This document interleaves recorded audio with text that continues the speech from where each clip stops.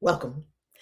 I'm Reverend Valerie Love, and we're reading the Bible, the entire Bible, and the Apocrypha, and the Pseudepigrapha. Wow. Yes, we're reading the lost and forbidden books of the Bible as well. Welcome, welcome, welcome, welcome. If you are here every day, woo, I celebrate you. I celebrate you. Let's get some celebration going. I celebrate you because let me tell you, it is not easy, okay? It is not easy to be here every single morning, either live or on the replay, to commit to every single day. And so I'm just going to send you some love. I'm going to send you some love, baby, because that's a beautiful thing. I came up with a solution for the tiny print on the pseudepigrapha website. We are reading today Life of Adam and Eve. Oh, let's do a quick recap of yesterday. So we did see aliens in the text yesterday. We also saw that Eve was the culprit. She kept getting blamed for everything. The writer of this story wants Eve to be the bad person. They want to blame Eve for everything. And Adam, she at first she says, "Kill me," and Adam's like, "I can't kill you. You came for me." And then she says, "I'm leaving because just me being around you is a problem. I'm the worst bad luck charm ever." And so it's super dramatic. It's super dramatic. And so she leaves, and then as she's walking toward the west, she realizes she's pregnant. How is it that she leaves? He doesn't follow her. I don't know. She gets over to the west, and now, after months pass, it's time for her to have the baby. She screams and yells, and she's in so much pain having this baby. And then, of course, Adam has to be alerted by the angels to come over and do something. And she has the baby, and the baby pops out, and the baby runs right away. Miraculous baby. The baby runs right away, and the baby goes and plucks a blade of green grass, and gives it to his mother. And then all sorts of things occur. A king kills Abel. Then they get Seth. Seth is like a replacement son for Abel. In a lot of traditions, Seth is Abel's replacement. Then you get Adam dying, a big hullabaloo in heaven. The devil is persecuting them. And why is the devil persecuting them and following them everywhere? Persecuting them and following them because he said, "I was in such glory, and you're the reason why I'm not in the glory anymore. And so you have to pay." And the people are like, Adam and Eve are like, "Oh, devil, will you ever leave us alone? It's not enough that you tricked Eve and you got us out of the garden." And the devil is like, "I don't care." And then Adam says, "Well, why are you so mean to us?" And then the devil tells his story. It's the part of the story where the villain explains why he's the villain. That part of the story? The part of the story where the devil explains, "Why are you so nefarious, devil? Because when we were all in heaven and I was in my glory and there were angels under me and we were basking in glory and delight. And then Michael came around and said, 'Hey, there's a new kid on the block. God just made a new kid. His name is Adam. And you need to bow down and worship him.'" And I was like, "Whoa, whoa, whoa, wait a minute. I was here before him. I'm not worshiping him. He ought to worship me." And Michael is like, listen, you better worship him, else God is going to." And I'm not doing it. Okay. I already told you I'm not worshiping something younger and inferior than me. He ought to recognize this place and worship me. And Michael is like, "For the last time, you better bow down and worship God and worship his new creation called the Adam." Sumerian texts call it the Adamu. And so he's like, "I'm not doing it. And furthermore, if you try to make me do it, because Michael is coming with the force, right? God's gonna make you do it. Oh, you're trying to make me do it? I'm going to set up a throne in heaven even higher than God's. So there. How about that? And I like that. I like the whole yes, Angel. The devil's origin story. We need that. We need that. We want to understand how did he become the villain? Because Christians have a villain and they have a hero. The hero is Jesus. Jesus is Lord. It's Jesus. And the villain is the devil.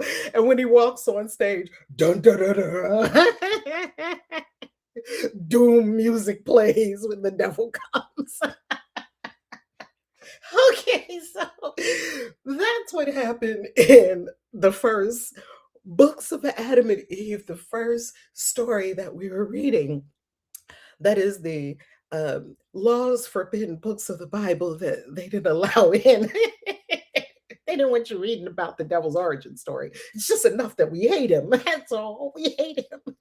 And so finally, they toss him out of heaven and whatnot. Let me get a tissue. They talk, this stuff is so dramatic. Oh my God. Look, reading this is, I'm telling you, it's right up there with Shakespeare and Macbeth and or one of those, or Othello or one of those. It's right up there. It's right up there with the Iliad and the Odyssey, all the Epic of Gilgamesh and all these incredible stories, right? Okay. So eventually Adam dies, after 930 years, and he had 30 sons and 30 daughters beside the first three. The first very famous three, Cain, Abel, and Seth. And then he had 30 sons and 30 daughters. He had exactly 30 sons and exactly 30 daughters. I don't know how you do that. That's the story. I'm just here to report the story, okay? And then he dies, and when Adam dies, he's in pain, and he's like, oh, pain. And Seth is like, pain, what is pain? What is that? Because of course they've never experienced any of this. I don't know, but please go back to the garden and beg to get some of that balm, the oil from the garden, so you can rub it on me and I won't be in so much pain. And so Eve and Seth take off to go back to the garden to get this delicious balm that's going to take care of Adam so he won't be in so much pain. And on the way, a serpent bites Seth in the heel. Ah! And the serpent was talking. And Eve curses the serpent. Seth curses the serpent. And then eventually the serpent leaves. You got to get the serpent in the story again. And they finally get over there and they get some balm and they bring it back. The angel lets them have some balm. They bring it back. But the angel tells them, listen, Adam's going to be dead in 6 days. So just prep yourself. And they're like, oh my goodness. So they get back, they rub him down. And then sure enough, 6 days later, he dies. Oh my goodness, it's such a hullabaloo. All the angels in heaven are coming. They're coming. A couple of angels came for Eve when she was giving birth. I think it was Michael on one side and Raphael was on the other side while she was giving birth. But then now the angels, a whole bunch of angels come because Adam's dying. The creation of God is dying. And so he's dead, and then the angels teach them how to embalm, well, not how to embalm people, teach them how to wrap their dead and bury their dead. And then it says something weird. It says that Adam and Abel were buried, and that's weird. You mean Abel, the one that was killed way back when, y'all still hadn't buried him? What was he just lying around with the birds plucking out his eyes? What was happening to poor Abel? Y'all never buried the man. Okay, but anyway, but there's another story that says that every time they tried to bury Abel, he wouldn't stay buried. There's another story that Cain is saying he was just around. He's just dead. He's over there. Abel, they didn't know to bury him. They didn't know what to do. He's just like, okay. How did they even know what kill was? Because apparently they don't know what death is. So how do they know what some things is, but they don't know what the other things are that are the same things? How did they know that Cain killed Abel? How did they understand the concept that Cain could kill Abel? So we need to separate them because Eve had a dream. How were they understanding that someone could kill someone else and they would be dead, but they didn't understand the concept of pain and death? Doesn't make sense. Anyway, it's all good because now we're going to the next book and I have a solution for us. Lilith, where is she at? Oh, baby. Lilith is coming. Don't worry. Lilith is coming. Exit stage left. Now the death of Adam. Adam has died and it's over. And after such a hard birth with the first child, we're supposed to believe.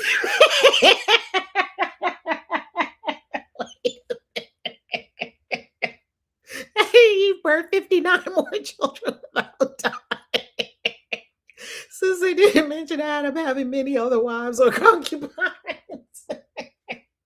Dear baby, actually, Eve gave birth to 63 children altogether because the 30 sons and the 30 daughters were in addition, according to how the story is. Y'all correct me if I'm wrong, were in addition to the fabled Cain, Abel, and Seth debacle. So those three, so I think altogether is 63 kids. And yeah, Eve gave birth to all 63 children. Now, how did she do that? If you ask a Christian, they'll say, because people were closer to perfection back then and people could have more children, just three or four. Okay, 63, 10. Okay, I'll give you 20. These women, Rachel gave birth to two and died. How many of these women gave birth in the ancient world and died in childbirth? People still die in childbirth. It's very dangerous. Having children is a very dangerous ordeal. You're right on the cusp of life and death. Every woman knows this, that when you are pushing that baby out, you yourself are in the liminal. You are between life and death, and you could slip one way or the other. Women still die in childbirth. Yeah, dear, it's an excellent question. These are excellent questions. How do we, and they're not reconciled in the text. Yes, they have selective knowledge. They know about certain things, but they don't know about other things. That's weird. It's the selective knowledge to fit the story. So that's how you know that this is a wonderful story. Now, I came up with a solution on this tiny print on the pseudepigrapha. So, what I'm going to do with today's reading, happy Sunday, how you loving, how you loving, how you loving, come on in, come on in. I just love that y'all are here Sunday morning as we do this. And if you're watching the replay, whenever you are watching the replay, it's delicious. Whenever you are watching it, because we are in the pseudepigrapha. We are in the forbidden books, the lost books of the Bible, as you can see. And we have just conquered the first one. Celebrate yourself. We have completed the entire reading of the first book of the Bible, Genesis. We have completed the entire reading of the Latin version of the books of Adam and Eve. Now we are going to Life of Adam and Eve, and I'm going to see if this works. Let me see if I can copy paste this into a Google Doc and make it bigger.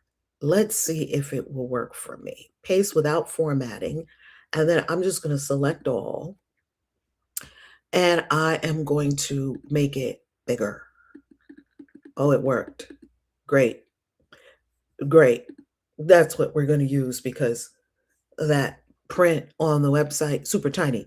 I am reading from the Apocrypha and Pseudepigrapha of the Old Testament, R.H. Charles, printed by Oxford, published by the Clarendon Press, 1913 in Oxford, England, and this is in the public domain. It is not copyrighted like many versions, most versions of the Bible are copywritten. This is out of copyright, and therefore it is safe for us to read and speak about and share. It is public domain. Let's go. Life of Adam and Eve. Are we on screen share? Yes, we are on screen share. And we sat together before the gate of paradise. Adam, weeping with his face bent down to the earth, lay on the ground lamenting. And 7 days passed by, and we had nothing to eat, and were consumed with great hunger. And I, Eve, cried with a loud voice, Pity me, O Lord, my creator, for my sake Adam suffereth thus. And I said to Adam, Rise up, my Lord, that we may seek us food. For now my spirit faileth me, and my heart within me is brought low. Then Adam spake to me, I have thoughts of killing thee, but I fear, since God created thine image, and thou showest penitence and criest to God, hence my heart hath not departed from thee. And Adam arose, and we roamed through all lands and found nothing to eat save nettles and grass of the field. And we returned again to the gates of paradise and cried aloud and entreated, Have compassion on thy creature, Lord, allow us, O Lord Creator, allow us food. And for 15 days continuously we entreated. Then we heard Michael, the archangel, and Joel praying for us. And Joel, the archangel, was commanded by the Lord. And he took a seventh part of paradise and gave it to us. Then the Lord said, Thorns and thistles shall spring up from under thy hands, and from thy sweat shalt thou eat bread, and thy wife shall tremble when she looketh upon thee. The archangel Joel said to Adam, Thus saith the Lord, I did not create thy wife to command thee, but to obey. Why art thou obedient to thy wife? Again, Joel the archangel bade Adam separate the cattle and all kinds of flying and creeping things and animals, both wild and tame, and to give names to all things. Then indeed he took the oxen and began to plow. Then the devil approached and stood before the oxen and hindered Adam in tilling the field, and said to Adam, Mine are the things of earth, the things of heaven are God's. But if thou wilt be mine, thou shalt labor on the earth. But if thou wilt be God's, pray, go away to paradise. Adam said, The things of heaven are the Lord's, and the things of earth and paradise and the whole universe. The devil said, I do not suffer thee to till the field, except thou write the bond that thou art mine. Adam replied, Whosoever is Lord of the earth, to the same do I belong and my children. Then the devil was overcome with joy. But Adam was not ignorant that the Lord would descend on earth and tread the devil underfoot. The devil said, Write me thy bond.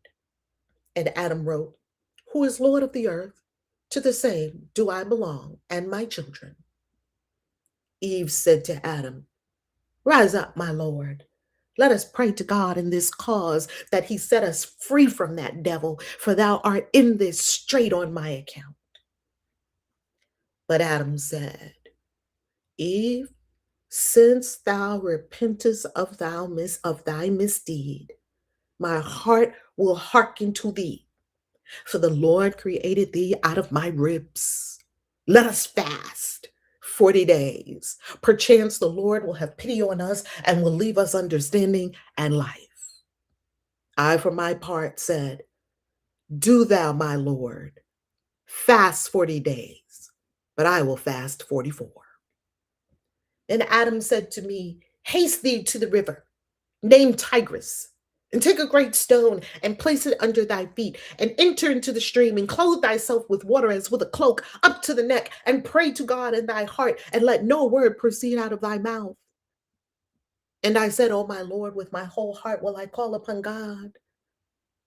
And Adam said to me, Take great care of thyself, except thou seest me and all my tokens. Depart not out of the water, nor trust in the words which are said to thee, lest thou fall again into the snare.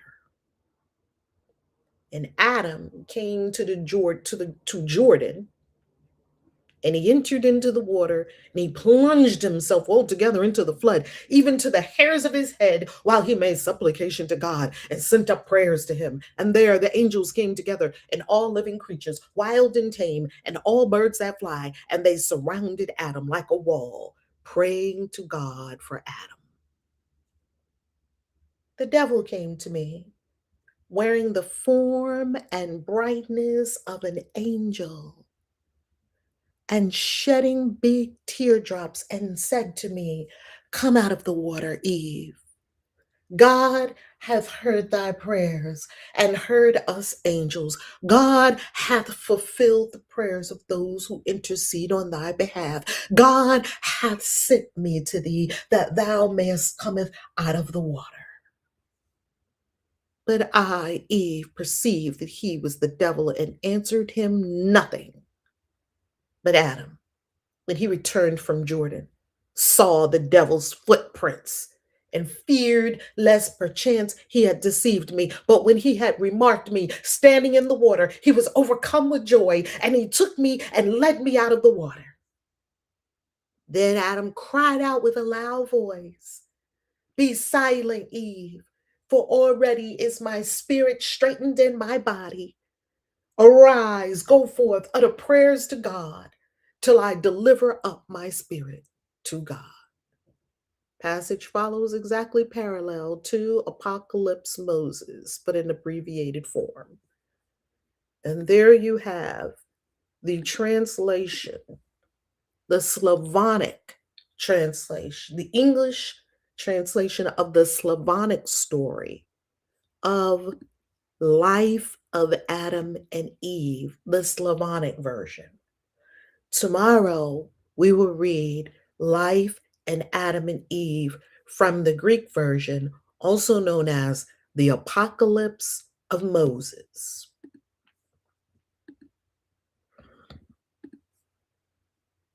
So if you came here for the reading of the lost books of the Bible, there you have it. Thank you for whoever said something about my shirt. I have my Three Witches Under the Full Moon shirt on today. A gift from one of our beautiful community members. Here's the deal. People love to say that the Bible degrades women. That is not true. The Bible is simply a collection of literature. So to say the Bible anything would be inaccurate, because the Bible is made up of books written across millennia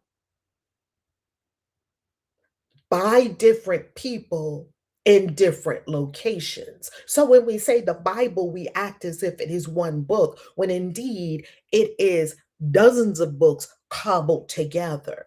There is no such thing as a Bible. And it is important for us to understand that the people who wrote these writings were revealing their consciousness. And I love what the Apocalypse of Moses says, one of the lost books of the Bible that we just read, aka Life of Adam and Eve, the Slavonic version. I love that it reveals that the man who wrote this is trying to get women to heal. Do you notice this?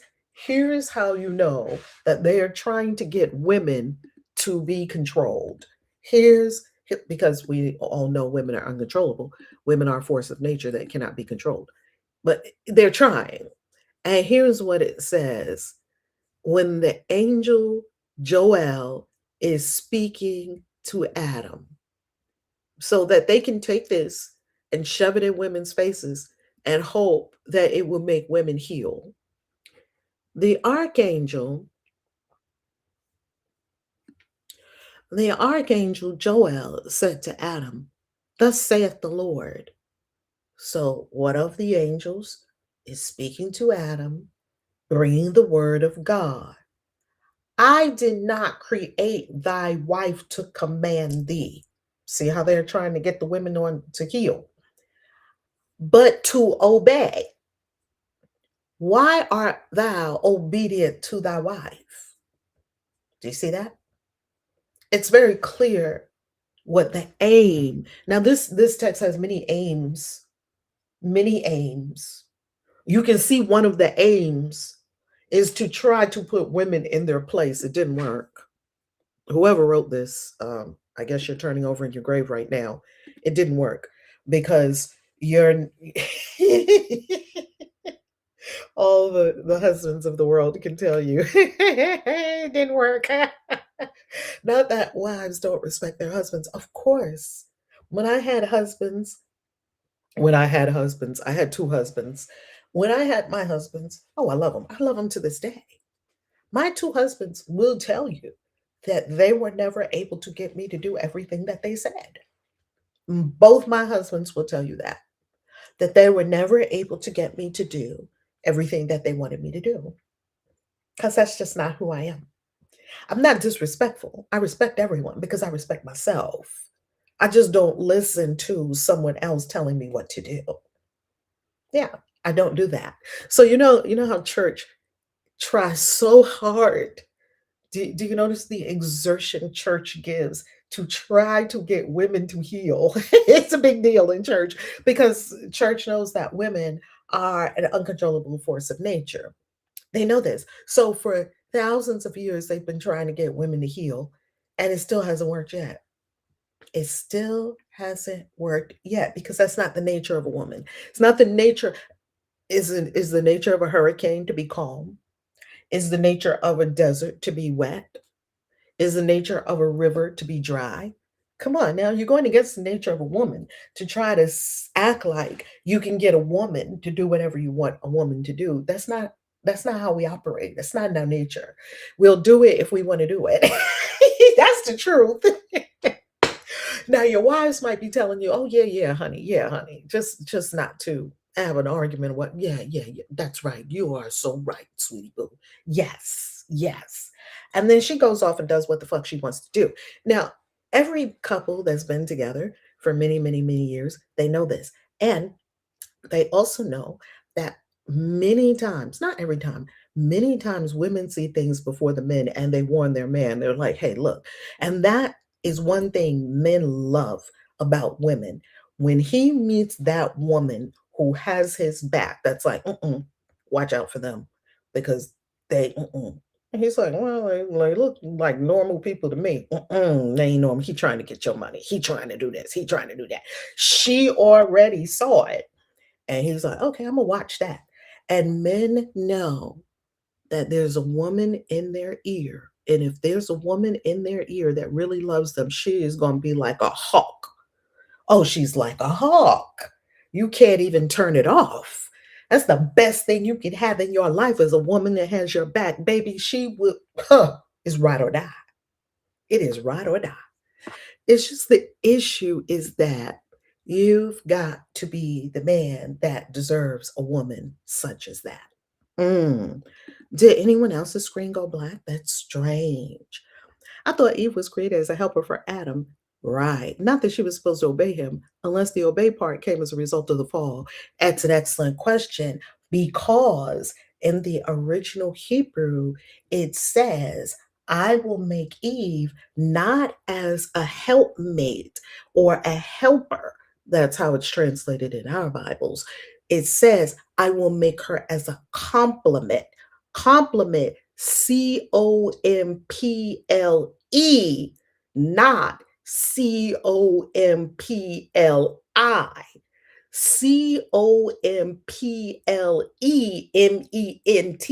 compliment means someone that completes you, meaning you ain't done yet. You're not complete because you don't have the rest of yourself. You're not a complete whole being.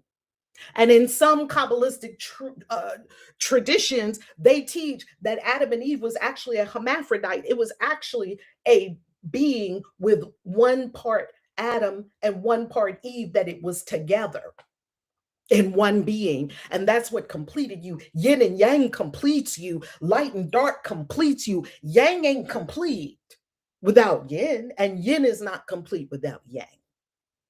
Night is not complete without day, and day is not complete without night. The original says, I will make Eve as a complement, something that completes the man, because God looked and saw that the man was alone and that it was not good for the man to be alone. He didn't say, I'm going to create something that's going to make that you have to be its boss. Come on now. Right. Eve was supposed to complete Adam. That was the deal in that story. But remember, this story is written about 400, 500 to 1,000 years later. And you can see how the doctrine and dogma has morphed in these writings and has shifted away from the original writings. So you almost have like two different stories. You almost have two different stories, right? Well, it's Sunday, and they say it's the Lord's Day. But actually, if you read the Sumerian tablets, there was a day that Inky and them were tired, and they just said we're not going to work today. And literally, it was the seventh day, and they said we're not going to work today because we're tired. We're going to go to sleep. And literally, took that to be a Sabbath, and that from now on, there's a day that's holy to the God. No, it was a day that the Anunnaki were tired. That's what the Sabbath. That's the origin of the Sabbath. What's the origin of the number 40? The origin of the number 40 is that is Inky's number. They all had a number. Inky's number was 40. Enlil's number was 50. 50 was the number. They all had numbers. They had a number equivalent. Every Anunnaki had a number. Enlil was 50. Enki was 40. Enki was closely connected with the people. So his number of being 40 was a number that bled into the consciousness of humanity. So whenever you see the number 40, you ought to think Enki, because the Bible mentions 40 over and over and over and over. It mentions 12 over and over and over and over. There's certain numbers that are mentioned over and over and over. Why? Did they just pick these numbers out of the sky? No, they have significance. All right. That is it for today. And we will see you tomorrow for the next lost, forbidden book of the Bible. Peace.